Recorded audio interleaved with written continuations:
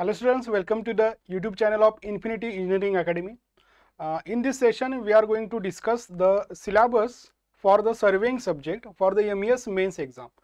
ही series जी आहे ह्या सीरीज मध्ये आपण काही लास्ट व्हिडिओज मध्ये जे काही प्रीवियस इयर क्वेश्चन्स आहेत जे मेन्स एक्झाम मध्ये विचारले गेलेले आहेत रिसेंट एक्झाम मध्ये 2019 असेल 2020 असेल तर त्यामधले क्वेश्चन डिस्कस केलेले आहेत आपण प्रीवियस इयरचे. आता सपोज तुम्हाला एखादा सब्जेक्ट जर अभ्यासाची सुरुवात करायची असेल, जर मी आजच्या लेक्चरमध्ये सर्वेइंगचं एक्झाम्पल घेतलेलं आहे, तर या प्रीवियस इयर क्वेश्चनचं ॲनालिसिस कशा पद्धतीने तुम्ही केलं पाहिजे हे आपण याच्या सेशनमध्ये डिस्कस करणार आहोत.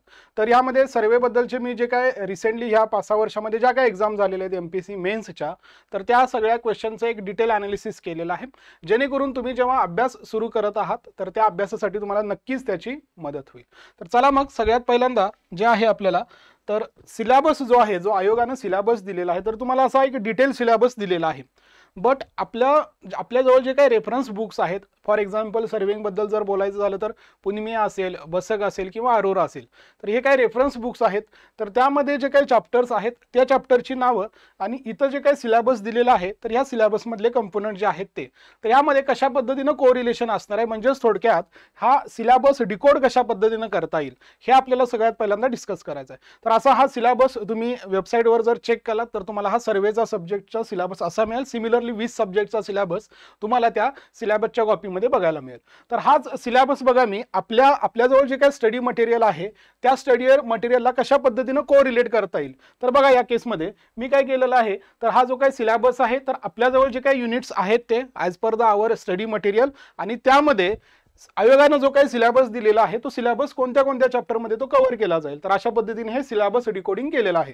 तर अगदी सुरुवातीला बघायचं झालं तर पहिला चॅप्टर जो आहे, तर सुरुवातीला आपल्याला डायरेक्टली सिलेबसमध्ये असं सांगितलेलं आहे की क्लासिफिकेशन ऑफ अ सर्वे.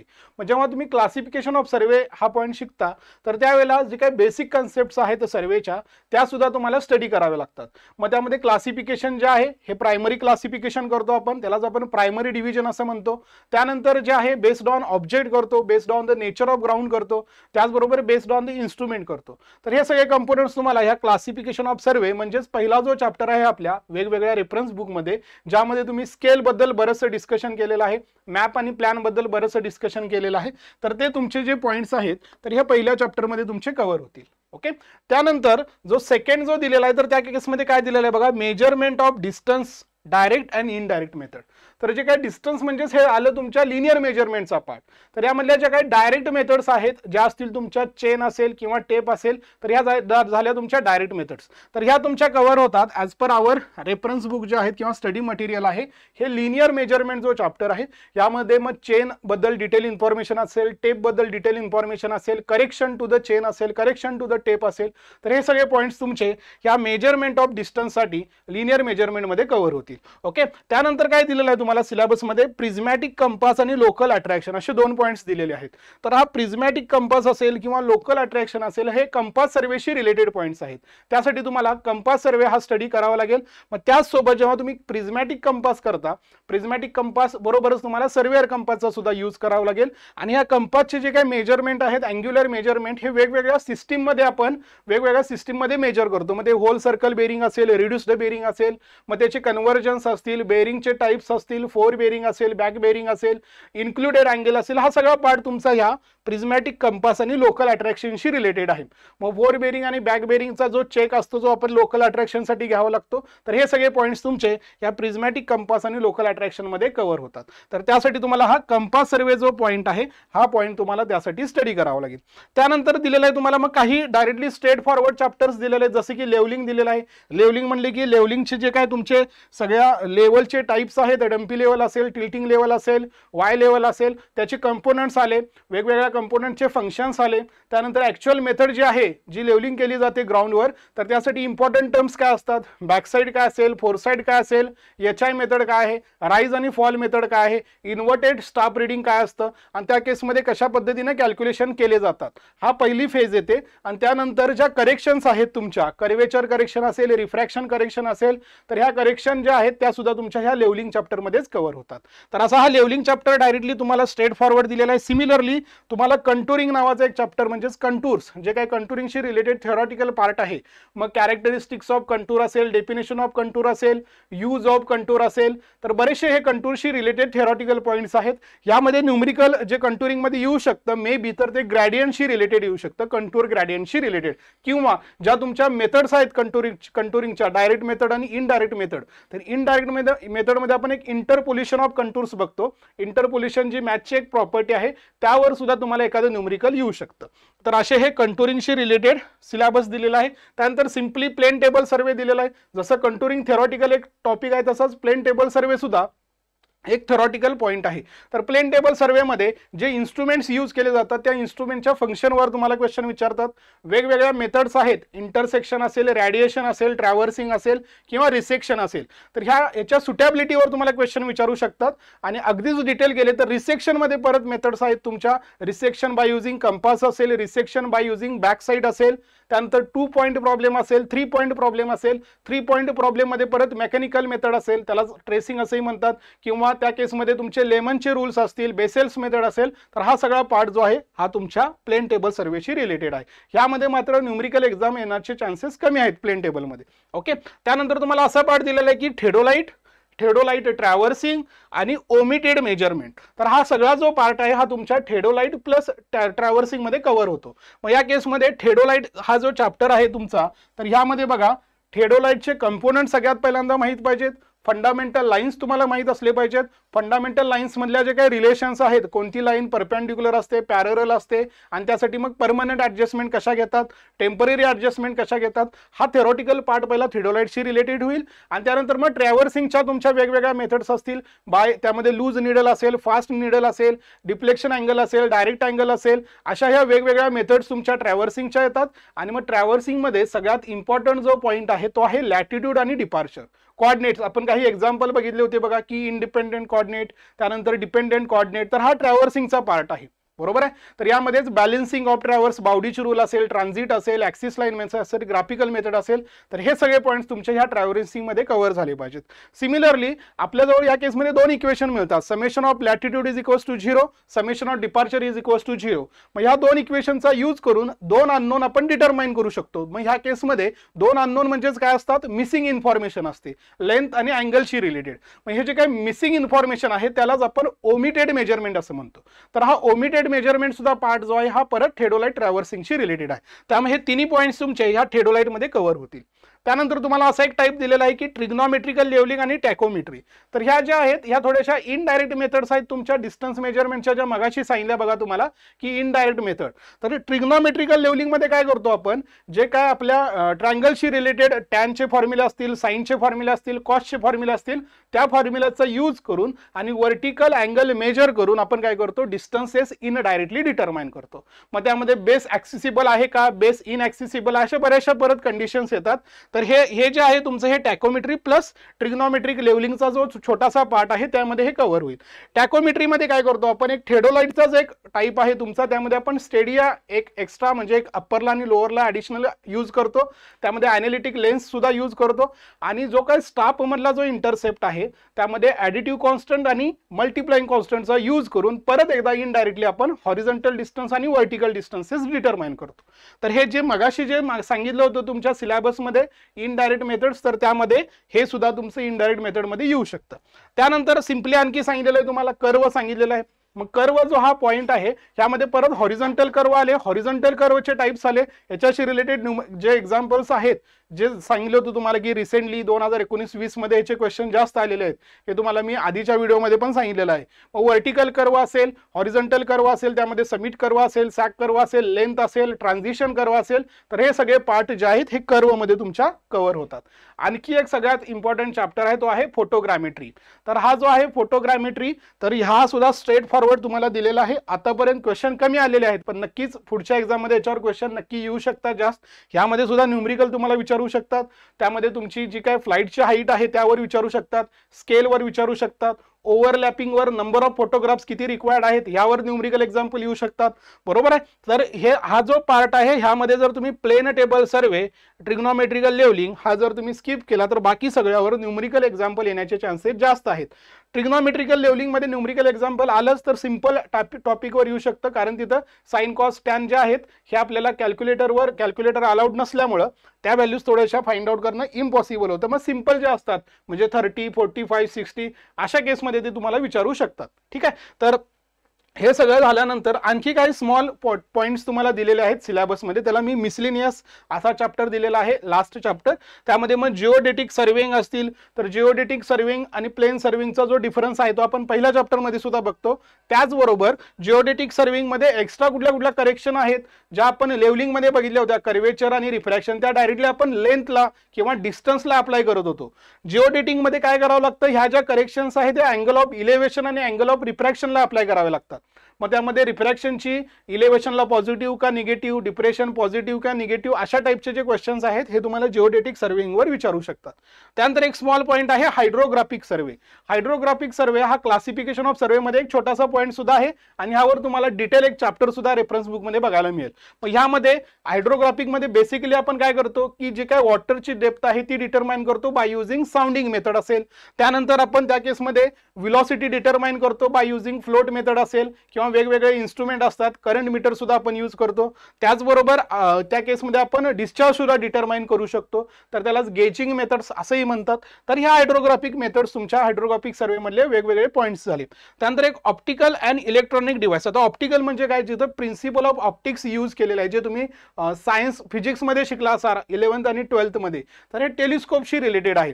मग ऑप्टिकल डिव्हाइसेसमध्ये मोस्टली आपण असं म्हणू शकतो की जिथे जिथे टेलिस्कोप यूज केलेला आहे, डम्पी लेवल असेल, थेडोलाइट असेल, टॅकोमीटर असेल, तर हे सगळे काय येतील तुमच्या ऑप्टिकलमध्ये येतील. आणि इलेक्ट्रॉनिक डिव्हाइसेसमध्ये इलेक्ट्रॉनिक थेडोलाइट असेल, इलेक्ट्रॉनिक डिस्टन्स मेजरमेंट असेल, इलेक्ट्रॉनिक टोटल स्टेशन असेल, तर हे छोटे पार्ट तुमचे परत ह्या मॉडर्न सर्वेमध्ये हे तुमचे कव्हर केले जातात. आणि लास्ट पॉईंट जो आहे तो आहे कॅल्क्युलेशन ऑफ व्हॉल्यूम. आता कॅल्क्युलेशन ऑफ व्हॉल्यूम मध्ये आपण प्रोबॅबली 2 मेथड जास्त यूज करतो, त्या असतील तुमच्या ट्रॅपोझायडल आणि एक असेल तुमचा प्रिझमायडल किंवा सिम्पसन्स मेथड. जे तुम्हाला आणखी एक सब्जेक्ट आहे एमपीसी मध्ये पेपर 1 मध्ये न्यूमरिकल मेथड, तिथं सुद्धा या मेथड्स तुमच्या कव्हर झालेले. तर हा थोडासा कॉमन पार्ट आहे. तिथं तुम्ही एरिया डिटरमाइन करण्यासाठी वेगवेगळे फॉर्म्युले शिकलात, इथं सेम फॉर्म्युले तुम्हाला व्हॉल्यूमसाठी यूज करायचे. तिथं तुम्हाला ऑर्डिनेट देत होते, इथं तुम्हाला एरिया देतील आणि एरियाला लेंथनं मल्टिप्लाय केल्यानंतर तुम्हाला व्हॉल्यूम मिळेल. तर असा हा टोटल आपला सिलेबस आहे टोटल. तर या केसमध्ये बघा, आता हे झालं सिलेबसशी रिलेटेड. आता तुम्हाला काय करायचं आहे की जे आपण क्वेश्चन जे बघितलेले आहेत या आधीच्या लेक्चर्समध्ये, तर हे 19चे बघितलेले आहेत, 20चे बघितलेले आहेत. तुमच्याजवळ हे बुक नक्कीच असेल. आपलं जे काय प्रिव्हियस इयर एमसीक्यूचे जे बुक आहेत ते एक्झॅक्टली यूज कसं करायचं हे समजून घ्या. हे बुक सर्वांकडेच असेल, तुमचे जे व्हिडिओ बघत आहेत, नसेल तर हे ऑर्डर करून तुम्ही घेऊ शकता. आणि हे बुक एक्झॅक्टली यूज कसं करायचं हे आज समजून घ्या. तर ह्या केसमध्ये काय करायचं आपल्याला, जे काय मी आता चॅप्टर जे सांगितलेले आहेत त्या चॅप्टर एका साईडला लिहून घ्यायचे. त्यानंतर आता एमपीएससी एक्झाम मध्ये कसं असतं की जो सब्जेक्ट आहे मोस्टली बघा, यामध्ये सुद्धा तुम्हाला लक्षात येईल 2015 पासून जर बघितलं तर सर्वेचे जे क्वेश्चन्स आहेत हे कॉन्स्टंटली 10 आलेले आहेत. म्हणजे 20 मार्क्ससाठी हा सब्जेक्ट आलेला, फक्त एकदाच 8 क्वेश्चन आले होते, पण बऱ्यापैकी सगळ्या एक्झाम मध्ये हे 10 क्वेश्चन तुम्हाला आलेलेच आहेत. आणि बाकीचे जे सब्जेक्ट्स आहेत त्याचे 9 येतात पेपर 2 मध्ये. हे बऱ्यापैकी सर्वांना माहित असेल, ज्यांना माहित नसेल त्यांनी समजून घ्या की इक्वल वेटेज असतं. तुम्ही जर सिलेबस बघितला तर फ्लुइड मशीन जो आहे तो छोटासा पार्ट आहे, म्हणून छोटासा आहे, एकच चॅप्टर आहे, 2च चॅप्टर आहे, म्हणून ते स्किप करतो असं कधीही चूक करू नका. जे स्पेशली हे नवीन विद्यार्थ्यांसाठी हा एक संदेश आहे.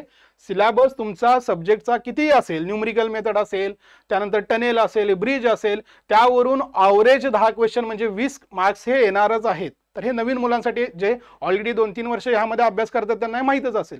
बट जे नवीन विद्यार्थी आहेत त्यांनी अशी जी काही चूक आहे करू नका. सिलेबस कमी असला तरी ते 20 मार्काला सब्जेक्ट येणारच आहे. तर हे इथं बघा, एक कॉन्स्टंटली 10 क्वेश्चन तुमचे आलेलेच आहेत. आता ह्या पुस्तक जे आहे आपल्याजवळ प्रिव्हियस इयरचं, त्याचा यूज एक कसा करायचा एक समजून घ्या. सुरुवातीला जेव्हा तुम्ही सब्जेक्टचा स्टडी करताय तर इथं बघा मी काय केलेलं आहे, जे काय मी तुम्हाला आपल्या स्टडी मटेरियल नुसार जे काय आपल्याजवळ चॅप्टर्स तुम्ही स्टडी केलेले आहात किंवा स्टडी करायला जाणार आहात स्टडी मटेरियलच्या, तर त्याच्यानुसार मी इथं युनिट सगळे लिहिलेले आहेत. आणि त्या युनिटनुसार प्रत्येक वर्षी म्हणजे 2015 पासून फॉर एक्झाम्पल बघा लिनियर मेजरमेंटसाठी एक क्वेश्चन आलेला आहे, कंपाससाठी एक आलेला आहे, लेवलिंगसाठी 4 क्वेश्चन होते, ह्यामधले सुद्धा 3 क्वेश्चन आहेत ते डायरेक्ट आले होते आणि एक क्वेश्चन जो आहे तो लिंक्ड आला होता तुमच्या थेडोलाइट सोबत.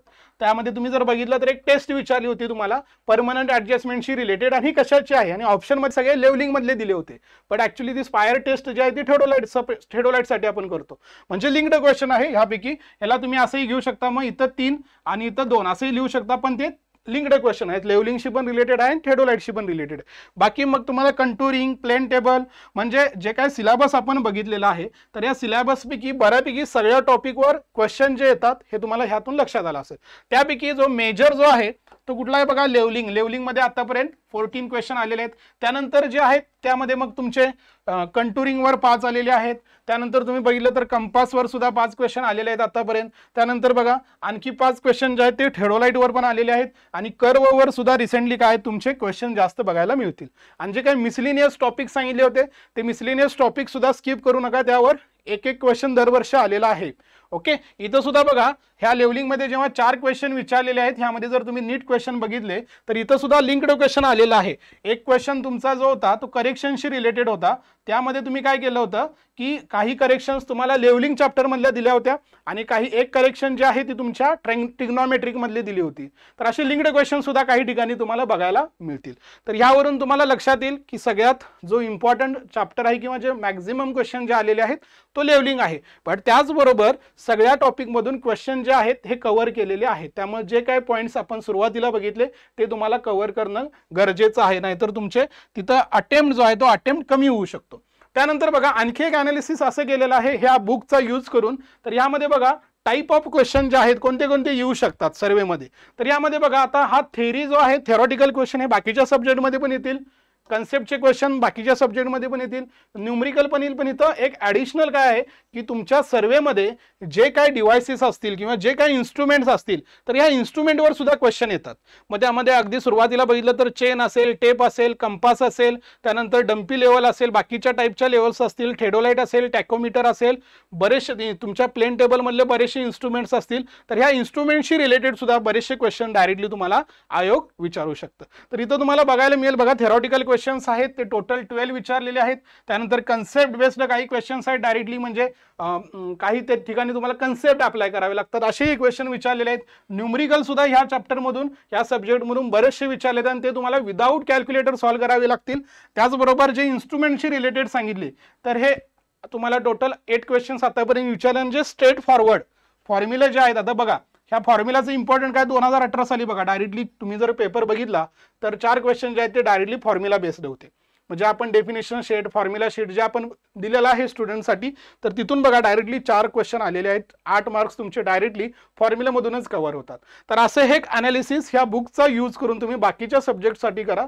एखादा सब्जेक्ट जेव्हा स्टार्ट करत आहात, कारण कसं असतं कॉलेज लेवलचे ज्या एक्झाम्स आहेत आणि ह्या कॉम्पिटेटिव्ह एक्झाम आहेत त्यामध्ये थोडासा डिफरन्स असतो. हा डिफरन्स क्लिअर करण्यासाठी ह्या पुस्तकाचा तुम्ही अशा पद्धतीनं यूज करू शकता. ओके, त्यानंतर बघा आता काही सॅम्पल क्वेश्चन बघूया की जे मी तुम्हाला सांगत आहे की थेरॉटिकल क्वेश्चन म्हणजे कसे, कन्सेप्च्युअल क्वेश्चन म्हणजे कसे, त्यासाठी काही सॅम्पल क्वेश्चन्स बघूया आपण. आता 2019-20 मधले रिसेंटलीच आपण ऑलरेडी क्वेश्चन्स बघितलेले आहेत, त्यामध्ये पण तुम्हाला अंदाज आलेला असेलच. पण बघा यामध्ये सॅम्पल क्वेश्चन्स कसे आहेत, the line joining the points of equal elevation. आता इथं तुम्हाला हा जो क्वेश्चन आहे हा तुम्ही थेरॉटिकल म्हणा, डेफिनेशन बेस्ड म्हणा, ओके कसंही म्हणू शकता याला. तर इक्वल इलेव्हेशन असेल आणि तिची जी काही लाईन असणार आहेत त्या लाईन्सला आपण काय म्हणतो, कंटूर्स म्हणतो. बघा म्हणजे तुम्हाला जर डेफिनेशन सगळ्या माहीत असतील तर अशा टाईपचे क्वेश्चन्स तुम्ही इझिली सॉल्व्ह करू शकता. जेव्हा तुम्ही प्रॅक्टिस करता, क्वेश्चनची प्रॅक्टिस करता, तेव्हा हे काय आहेत हे सुद्धा बघणं गरजेचं आहे. आयसोहाइड्स हा तुमचा जो आहे रेनफॉलशी रिलेटेड आहे, इक्वल रेनफॉल असेल तर. आयसोगोनिक जो आहे तो मॅग्नेटिक डिक्लिनेशनशी रिलेटेड आहे. ॲगोनिक सुद्धा मॅग्नेटिक डिक्लिनेशन 0 असेल तर त्याला आपण ॲगोनिक असं म्हणतो. म्हणजेच फक्त क्वेश्चन न सॉल्व्ह का बाकीचे जे ऑप्शन आहेत त्यामधून सुद्धा क्वेश्चन कशा पद्धतीनं तयार होऊ शकतात हे सुद्धा आम्ही बऱ्याच वेळेला तुम्हाला हे सांगितलेलं आहे.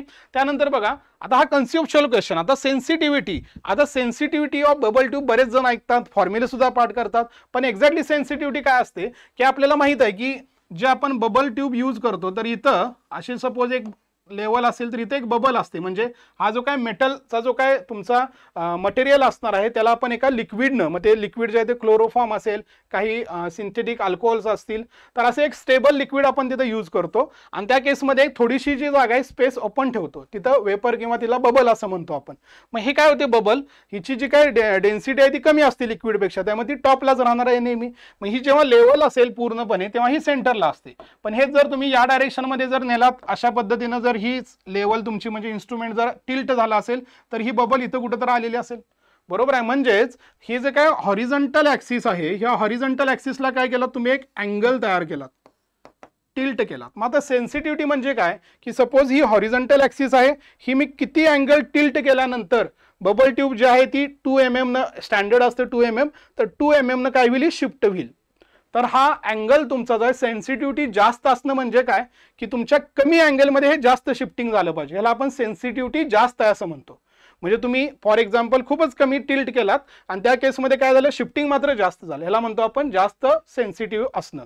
म्हणजेच अँगल तुमचा आहे तो कमी असला पाहिजे. अँगल जेव्हा कमी असेल तेव्हा आपण त्याला म्हणतो सेन्सिटिव्हिटी जास्त. मग तुम्ही हे सर्कलची एक प्रॉपर्टी अशा पद्धतीनं शिकता. ह्याला जर मी अशा पद्धतीनं रेडियस आर म्हणलं, हा जो अँगल आहे त्याला मी सेन्सिटिव्हिटी म्हणलं, आणि हे जे आहे ह्याला शिफ्टिंग म्हणलं, ह्याला जर मी डी नाव दिलं तर इथं प्रॉपर्टीनुसार फॉर्म्युला काय येतो बघा, डी डिवायडेड बाय आर. म्हणजेच तुमची रेडियस जितकी जास्त असेल अल्फा व्हॅल्यू कमी, आणि अल्फा व्हॅल्यू कमी म्हणजे कमी अँगलला तुमचे सेन्सिटिव्हिटी म्हणजे जे शिफ्टिंग आहे ते जास्त होत आहे, म्हणजे अँगल कमी म्हणजे सेन्सिटिव्हिटी जास्त. म्हणजे या कन्सेप्टचा यूज करून काय झालं बघा, sensitivity of bubble tube increases with, पहिला ऑप्शन करेक्ट आहे, म्हणजे ए जो आहे तो करेक्ट आहे. तुम्ही जर रेडियस इन्क्रीज केला तर नक्कीच सेन्सिटिव्हिटी इन्क्रीज होणार आहे. सेकंड काय सांगितलेलं आहे बघा की स्मूथनेस. आता बघा जितकी सरफेस तुमची स्मूथ असेल तितका रेजिस्टन्स कमी होईल, बरोबर आहे. त्यामध्ये फास्ट शिफ्ट व्हायला सुरुवात करेल. फास्ट शिफ्ट होणे म्हणजेच काय, सेन्सिटिव्हिटी जास्त. म्हणजेच या केसमध्ये कन्सेप्टचा यूज करून तुम्ही हा ऑप्शन जो आहे तो इझिली अटेम्प्ट करू शकता. तर हे ऑप्शन असेल तुमचा बोथ करेक्ट. त्यानंतर बघा काही तुम्हाला न्यूमरिकल विचारलेले आहेत. आता अशा टाईपचे न्यूमरिकल आपण बऱ्याच वेळेला 2019 मध्ये आणि 2020 मध्ये पण सॉल्व्ह केलेले आहेत. पण ह्यामध्ये बघा डिफरंट काय विचारलेलं आहे, तुम्हाला काय दिलेलं आहे, the levelling staff reading on the ground surface. म्हणजे अशी एक सरफेस दिलेली आहे तुम्हाला, इथे एक सपोज अशा पद्धतीनं डम्पी लेवल प्लेस केलेली आहे, आणि आर एल जी आहे ह्या ग्राउंड लेवलची ही 100 सांगितलेली आहे, आणि इथलं जे रिडिंग आहे ग्राउंडवरचं हे दिलेलं आहे 1.355. त्यानंतर काय केले बघा, the staff reading 2.354 metre is recorded when the levelling staff is held inverted. म्हणजे इथं काहीतरी एक इन्व्हर्टेड स्टाफ आहे आणि इथलं रिडिंग तुम्हाला दिलेलं आहे. म्हणजेच थोडक्यात इथं काय तर तुमचा एक छज्जा दिलेला आहे आणि त्याच्या बॉटमला प्लेसमेंट केलेली आहे. हे रिडिंग दिले 2.355. बट क्वेश्चन मध्ये काय विचारलेलं आहे बघा, इथली आर एल विचारलेली नाही क्वेश्चन मध्ये. इथं काय विचारलेलं आहे बघा, द हाईट ऑफ छज्जा, म्हणजे हिची जी हाईट आहे ग्राउंड पासूनची हे एवढंच डिस्टन्स विचारलेलं आहे. तर असे ट्रिकी क्वेश्चन सुद्धा काही तुम्हाला विचारू शकतात. मग इथं डायरेक्टली तुम्ही 100 प्लस हे करायची गरज नाही, तुम्हाला फक्त ही हाईट विचारलेली, त्यामुळे ह्या दोघांची ॲडिशन करावी लागेल. आन्सर येईल तुमचा ऑप्शन डी. तर असे काही ट्रिकी क्वेश्चन जे आहेत त्यासाठी तुमचे हे मुद्दामून तुम्ही सिलेमिस्टिक करावी, यासाठी अशा टाईपचे क्वेश्चन विचारलेले असतात. तर यासाठी पूर्ण क्वेश्चन नीट रीड करणं हे गरजेचं आहे. ओके, त्यामुळे असे न्यूमरिकल एक्झाम्पल्स विचारतील. त्यानंतर बघा इन्स्ट्रुमेंटशी रिलेटेड जे क्वेश्चन सांगितले तुम्हाला, तर असे क्वेश्चन्स इन्स्ट्रुमेंटशी रिलेटेड विचारतील. In a chain surveying perpendicular to the chain line are set out by. म्हणजे तुम्हाला हे वेगवेगळे इन्स्ट्रुमेंट दिलेले आहेत आणि ह्या इन्स्ट्रुमेंटचं फंक्शन तुम्हाला माहीत असणं गरजेचं आहे. तर या केसमध्ये बघा थेडोलाइट वरून आपण अँगल मेजर करतो, याच्यावरून सुद्धा अँगल मेजर करतो, याच्यावरून सुद्धा अँगल. बट आपल्याला जे ऑफसेट घ्यायचे आहेत, ह्या ऑफसेटसाठी मात्र स्पेशली आपण काय यूज करतो, ऑप्टिकल स्क्वेअर. हे जे इन्स्ट्रुमेंट आहे हे ऑफसेटसाठी आपण स्पेसिफिकली यूज करतो. त्यामुळे येतं ऑप्शन काय येईल तुमचा, ऑप्शन डी येईल. त्यानंतर बघा काही फॉर्म्युला बेस्ड क्वेश्चन तुम्हाला जसं सांगितलं मी की directly straight forward formula based question विचारतात.